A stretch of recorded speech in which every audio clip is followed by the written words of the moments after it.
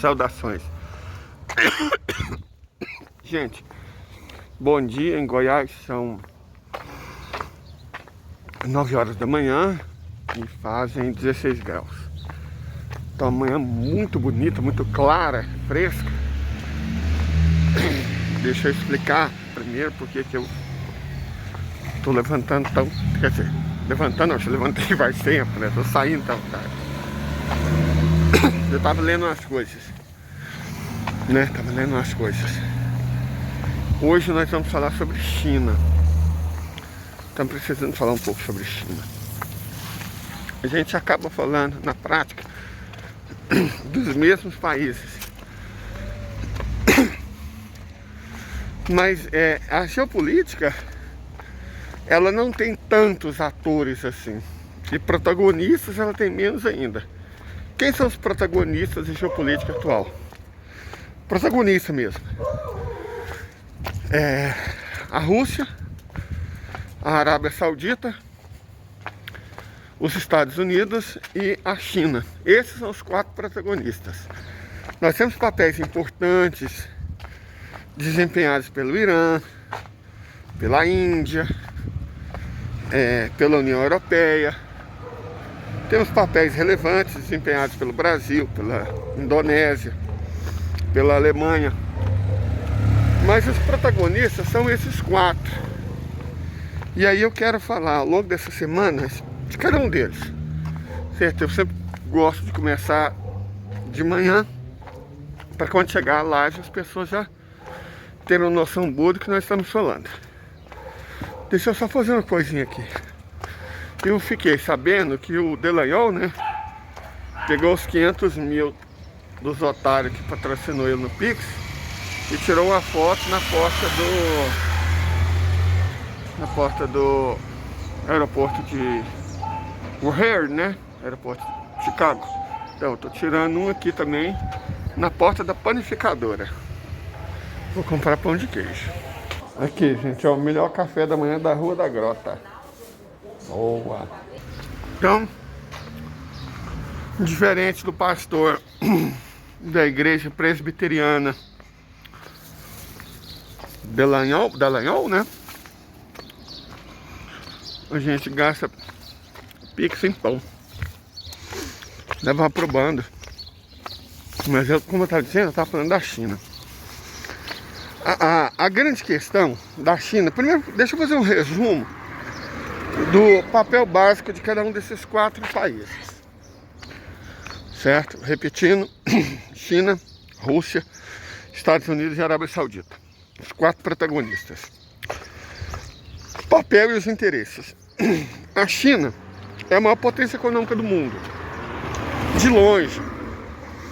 Dados do FMI, não estou pegando dados do Partido Comunista Chinês, não. O PIB da China é de 33 trilhões de dólares em paridade do poder de compra, que é o que conta. Esse negócio de PIB cambial, isso é para inglês ver, certo? Para inglês ver. E a hora que o dólar for pro chão, aí o PIB cambial dos Estados Unidos também vai. Então, vamos falar de PIB paritário, né? Por paridade do poder de compra. O PIB dos Estados Unidos não chega a 27 trilhões de dólares e o da China ultrapassa os 33 trilhões. Então, a economia chinesa é maior do que a dos Estados Unidos e do Japão juntas. Certo? Juntar Estados Unidos e Japão não dá China. Então, ela é a maior economia do mundo, de longe, mas de longe mesmo, a maior potência industrial do mundo. Estima-se que 40%, 2 em cada 5 bens industriais desse planeta sejam produzidos na China. E quando você fala, a China polui, mas ela produz, os Estados Unidos poluem quase o mesmo tanto e não produz nada. A poluição deles é de carro andando. Né? As principais cidades chinesas é proibido carro com motor a combustão. Só carro elétrico ou hidrogênio. A China tem feito grandes avanços. Então, a gente pode dizer que hoje é a potência que mais investe em meio ambiente do mundo. O país é responsável por metade das áreas reflorestadas desse planeta.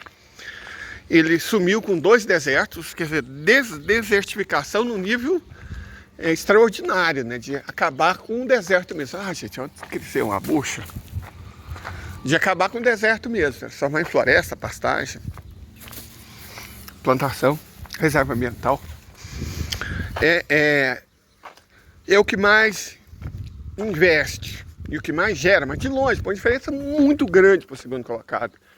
Energia hidrelétrica, solar e eólica.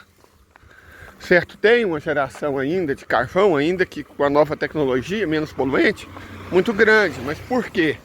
Pelo tamanho da economia. A economia da China é maior que a da Europa inteira somada. Como eu disse, é maior que os Estados Unidos e Japão somados. É maior do que o restante do mundo, fora esses lugares, somada. Então, é natural. É a maior potência comercial. De longe, o país que mais importa e mais exporta no mundo. Mais importa acaba sendo os Estados Unidos, né? Que é uma economia que imprime dólar para comprar. Eu chamo de roubo, porque o dólar não é baseado em riqueza real. Eles imprimem dólar para comprar coisa dos outros, certo? País militarmente tem a maior marinha do mundo, certo? A maior marinha do mundo é a da China, não é mais a dos Estados Unidos. Tem o maior exército do mundo e ainda não tem a maior força aérea do mundo, certo? Nem é o país que mais tem mísseis no mundo. A maior força aérea dos Estados Unidos, a maior quantidade de mísseis, vamos chamar de artilharia mais poderosa do mundo, é a da Federação Russa. Então é uma potência econômica, é uma potência militar. Tem tudo aquilo que se espera de uma superpotência militar. Núcleos, a termonuque, né, que é de hidrogênio. Tem míssil transcontinental, tem míssil hipersônico. Não tem míssil transcontinental e hipersônico. Esse só a Federação tem. Mas tem uma capacidade produtiva extraordinária e baseada em cluster. O que é uma capacidade produtiva baseada em cluster? Os Estados Unidos têm uma grande capacidade, não tinha, né? Vamos ser honestos, tinham uma grande capacidade industrial, mas era baseada em globalização.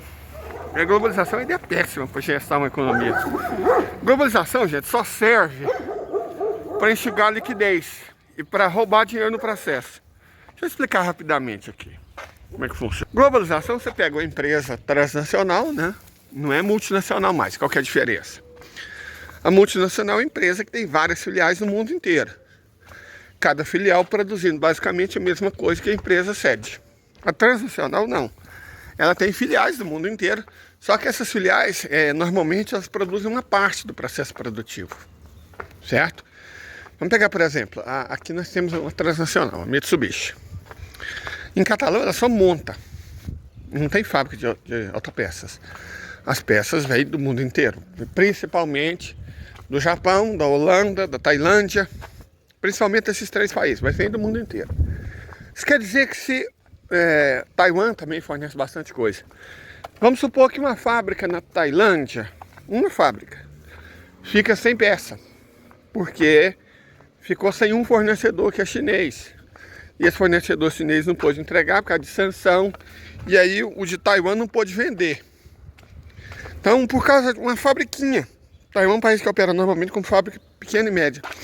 Uma fábricazinha em Taiwan tem problema, a produção de carro em Catalão para, certo? Você tem uma necessidade muito grande de transporte, você polui demais nesse processo, porque você transporta para o mundo inteiro. E o processo inteiro é muito frágil, porque basta uma das partes dar errado para o sistema inteiro entrar em colapso. É igual carro. Não precisa de todas as peças estragarem. Basta uma. E aí já era. Então isso é globalização. É uma ideia muito idiota. Sabe, economicamente é poluente, é ineficiente. Aí a desculpa é, porque você pega as vantagens comparativas. Não, a globalização não foi feita por conta de vantagem comparativa. A ideia da globalização foi para enxugar a liquidez do dólar e roubar dinheiro durante todo o processo. Deixa eu explicar.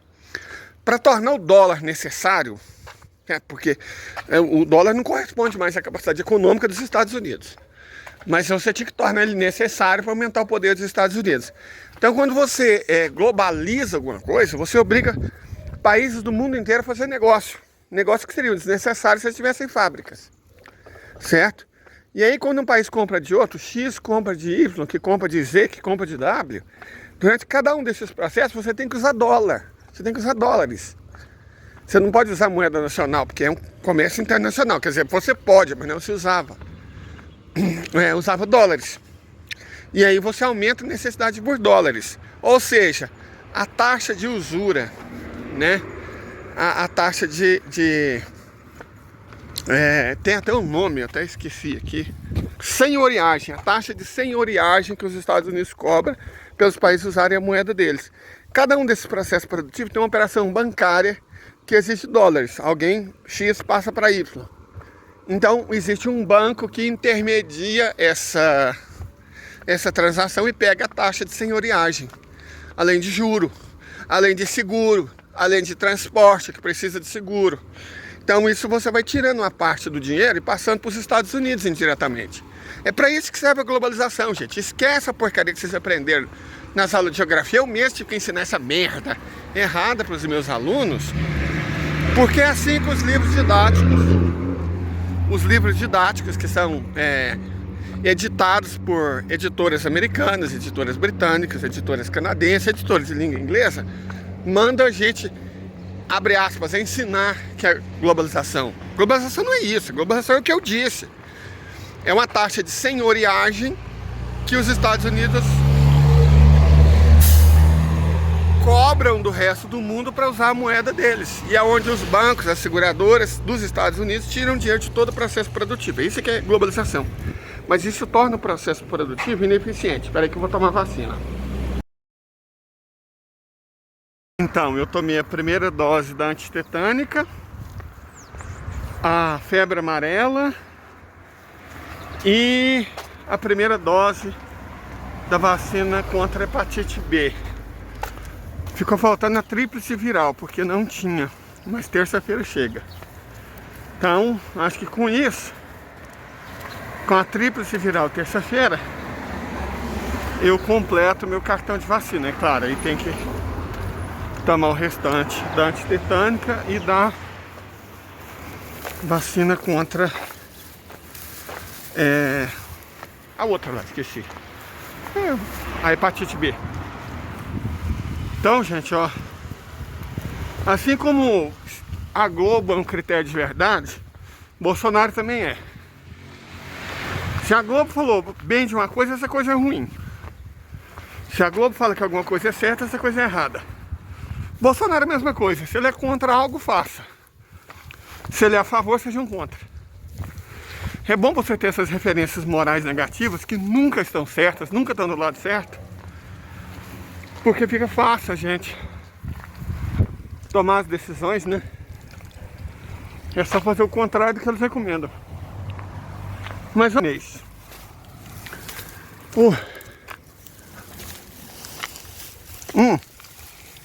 inclusive, aqui ó, tô comendo Prestígio. Comprei na verdade para as moças lá. A estagiária que faz medicina na universidade daqui, né, federal, e a moça enfermeira. Nossa, muito, muito atenciosas. Aí eu comprei um chocolatinho para cada uma e um para recepcionista. A gente tem que tratar bem os outros. Isso é importante, né? Mas enfim, a China está se consolidando como a potência econômica do mundo, substituindo os Estados Unidos também no setor diplomático. Então tudo que a China não precisa e tudo que certamente a China não quer é uma guerra, certo? Porque as guerras são desestabilizadoras. São desestabilizadoras, com certeza. Essa guerra, inclusive, visa desestabilizar a Rússia para aí sim poderem atacar a China.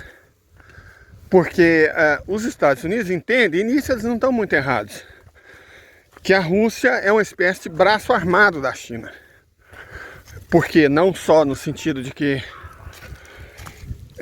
tipo, militarmente mais poderoso, como também é o país que fornece muitas das matérias-primas que a China necessita. São economias complementares. A ideia dos idiotas é atacar e roubar a Rússia para depois ficar com a China livre, né? Uma presa livre. Evidentemente deu com os burros na água. No caso da Rússia, porque, né? Eles acharam honestamente que as sanções iriam adiantar. E aí entra novamente a China.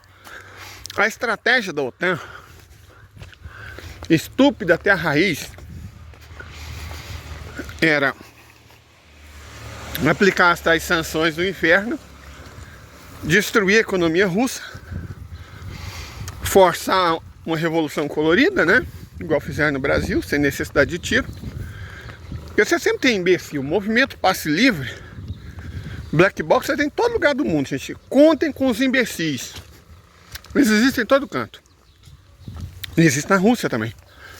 Então, a ideia era destruir economicamente a Rússia com as sanções. E aí você cria uma insatisfação popular com a ajuda da embaixada, né? Que é o que os Estados Unidos sempre fazem. E aí surgem os líderes naturais, né? Que são criados e treinados em Washington. No caso da Rússia, aquele Navalny, um bandidinho comum. Mas sempre aparece mais, pode ter certeza. Pode ter certeza absoluta disso. E aí a insatisfação popular, ou seja, a desestabilização criada pelos Estados Unidos, acabaria levando a uma mudança de regime. Tira o Putin, primeiro passo, coloca um traidor entreguista, alguém tipo Fernando Henrique Cardoso, Temer, Jair, né? Coloca um entreguista. O país degringola ainda mais. E aí eles fazem outra coisa que eles são mestres: forçar o separatismo, balcaniza a Rússia. A Rússia balcanizada, dividida em vários países, é fácil de ser dominada por corporações e bancos americanos. Mas os americanos fizeram no Brasil mesmo. Privatiza os recursos, ou seja, entrega o controle dos recursos naturais para o estrangeiro. E pronto, o que sobrasse da Rússia, os pedaços da Rússia, iam ser explorados pelas corporações dos Estados Unidos e, em menor grau, da Europa. Esse era o roteiro para chegar na China. Porque o liberalismo, livre comércio e tal, eles só implantam quando é vantajoso para eles. E eles não aguentam concorrer com a China. Olha aí a questão. Eles não dão conta de concorrer com a China. E não é por causa dos baixos salários. O salário médio de um trabalhador chinês, 30 anos atrás, era de $30.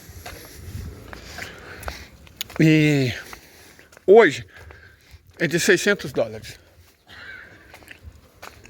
Médio, básico, trabalhador industrial é $800. Quase o dobro do salário brasileiro. O segredo o salário médio.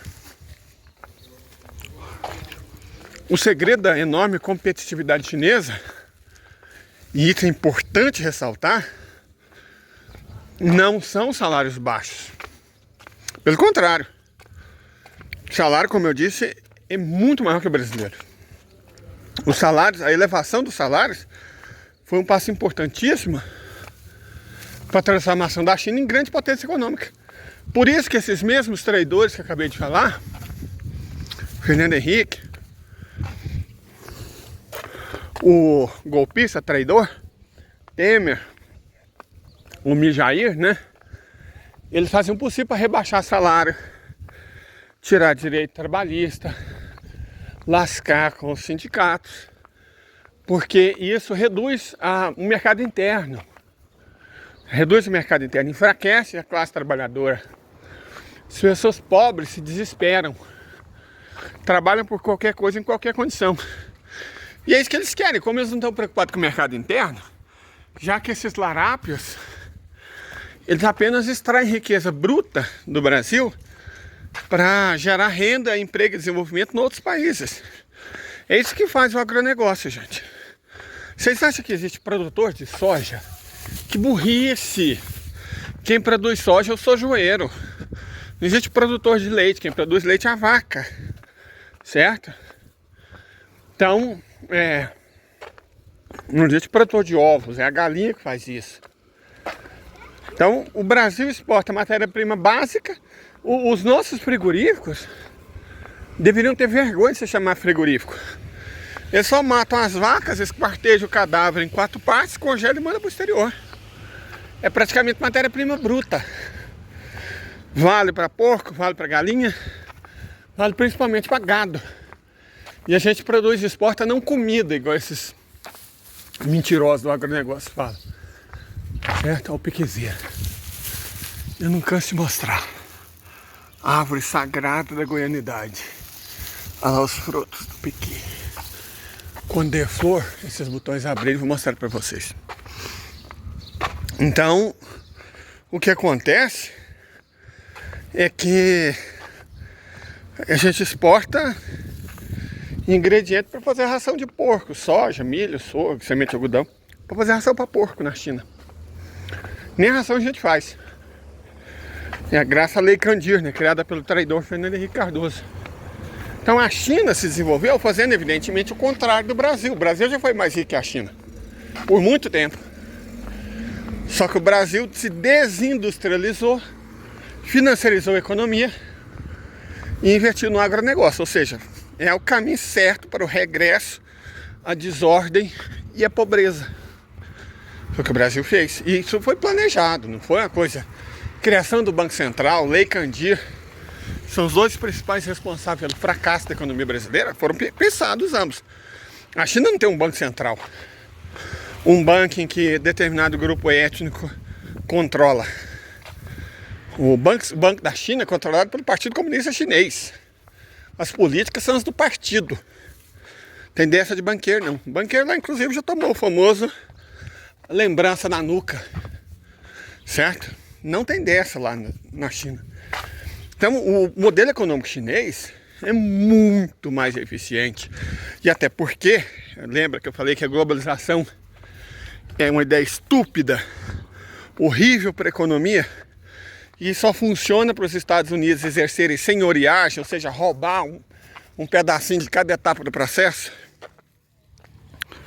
e controlar o mundo podendo dar sanção. Então, a China usa o modelo de cluster. O que é um cluster produtivo? Um cluster produtivo é...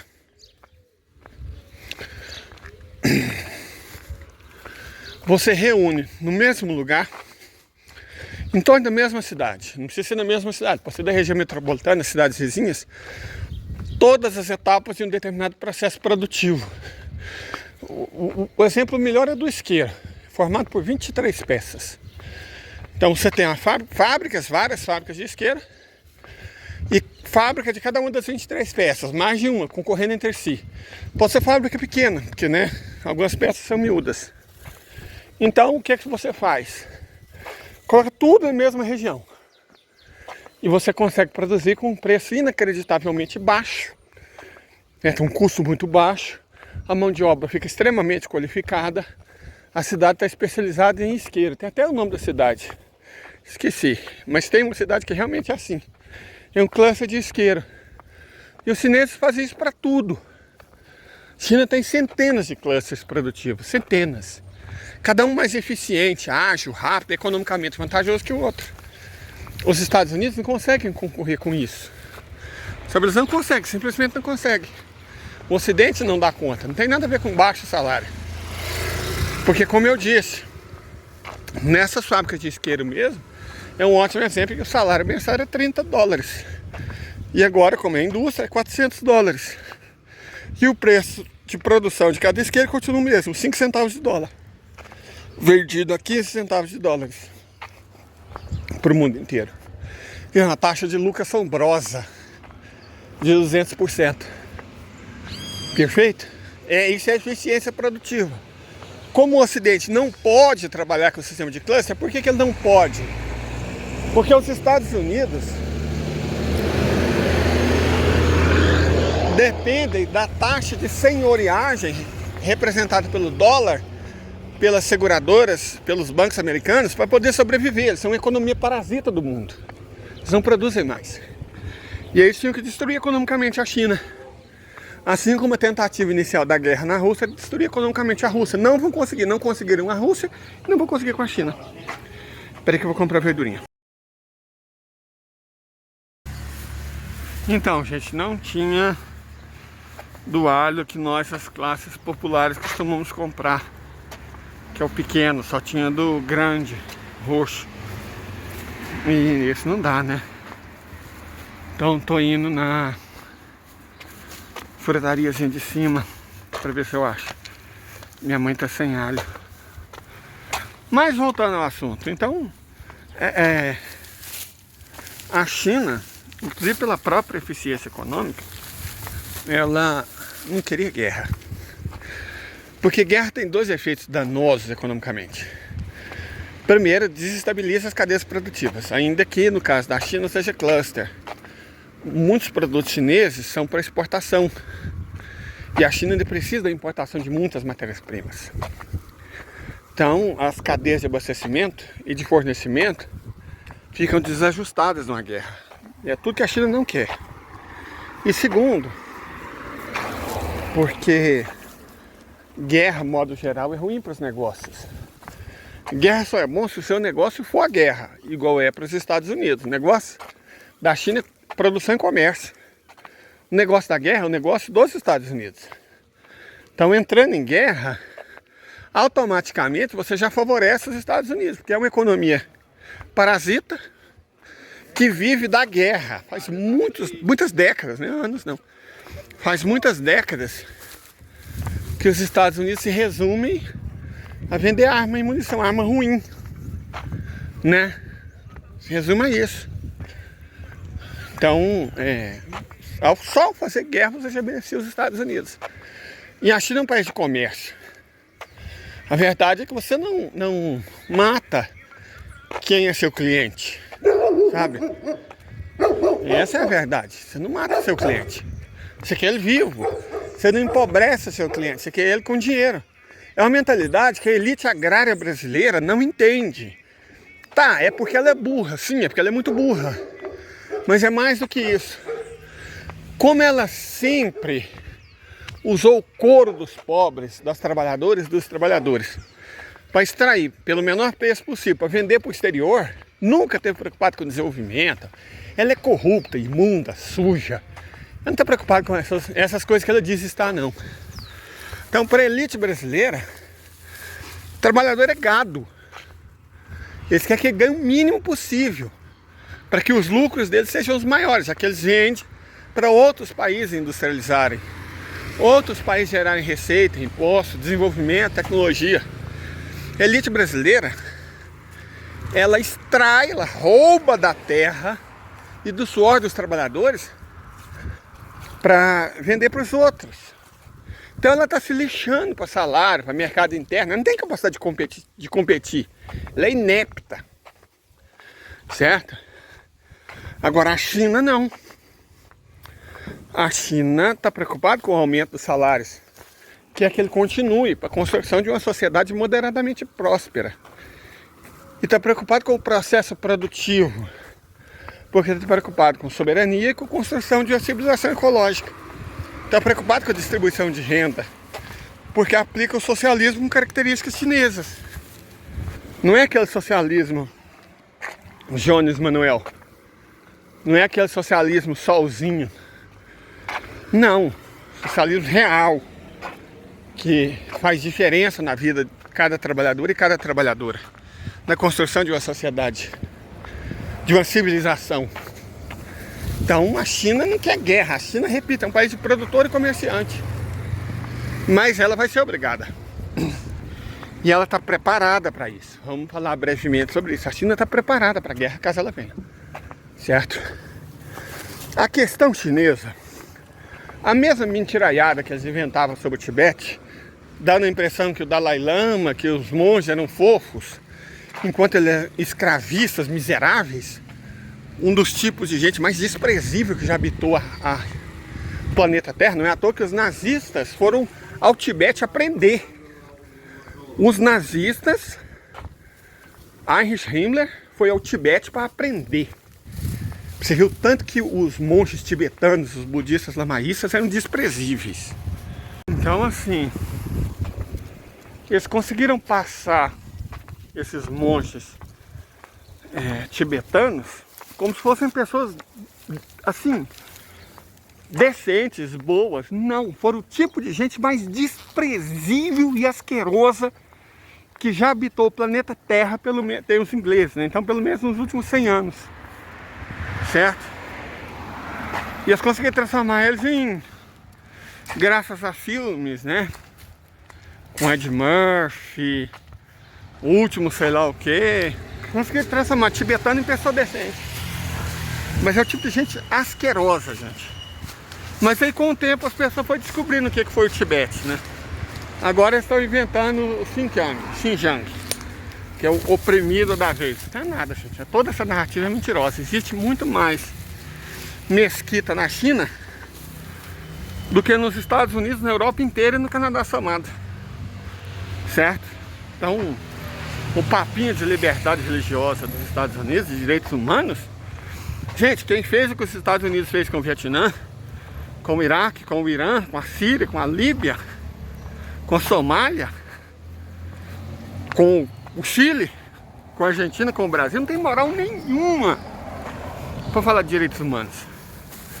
É só um discurso mentiroso e vazio, oco, que eles usam na mídia, né? A mídia sempre protege, trabalha para eles, para enganar as pessoas. Eu acredito que os Estados Unidos também têm medo disso. Uma sociedade realmente plural, controlada por trabalhadores e trabalhadoras, que nada aterroriza mais eles do que a ditadura do proletariado. Eu deveria ter comprado na primeira fritaria, que estava R$26 o quilo. Ali estava 30 e aqui estava 30 ruim. Aí, quando não posso deixar minha mãe sem alho, mas também não tem dinheiro, eu comprei tempero, pasta de alho. É o que dá. Um dia na vida do brasileiro. Mas vamos voltar ao caso chinês. Então inventar essa de Xinjiang, essas bobagens sempre, né? E a tentativa de desestabilizar a China.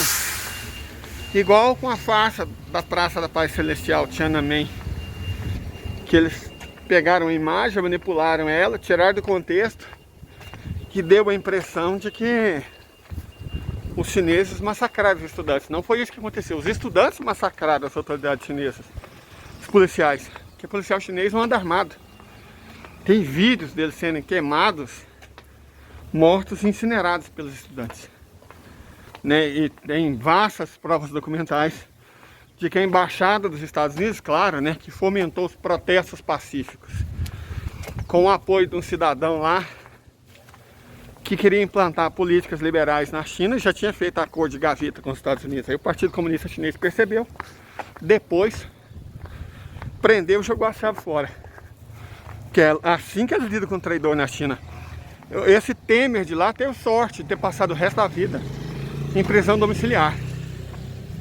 O destino do traidor na China normalmente é bem pior do que isso. Ele teve sorte demais da conta de ter entrado pro lixo da história.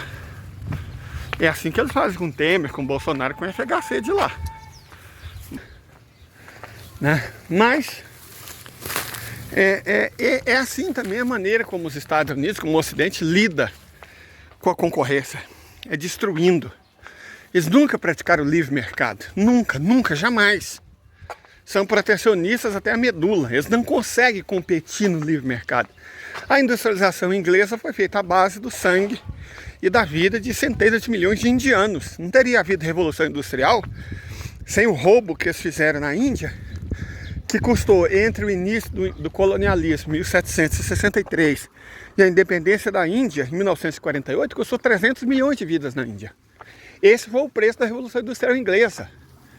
A Revolução Industrial Inglesa não foi feita com dinheiro acumulado pelos bravos capitalistas ingleses, não. Foi feito com o dinheiro roubado dos indianos, com a vida roubada dos indianos.